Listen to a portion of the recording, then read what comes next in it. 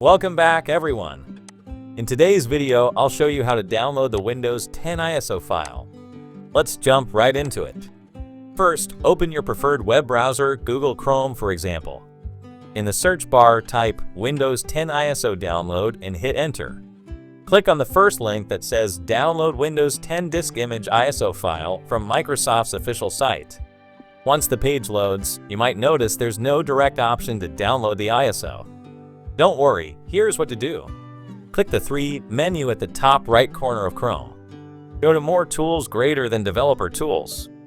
In the Developer Tools panel, click the 3 menu again within the Developer Tools. Navigate to More Tools greater than Network Conditions.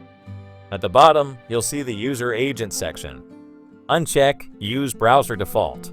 From the drop-down, select Chrome OS as the user agent. Now, reload the page.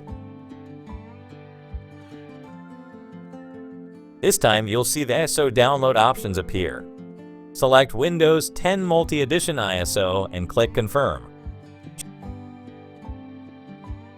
Choose your preferred product language, then confirm again.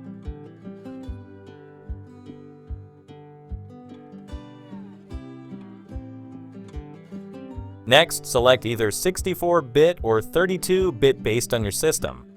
Once you click the download link, the ISO file will begin downloading. It's around 5 to 6 GB, so it might take a while depending on your internet speed. And that's it!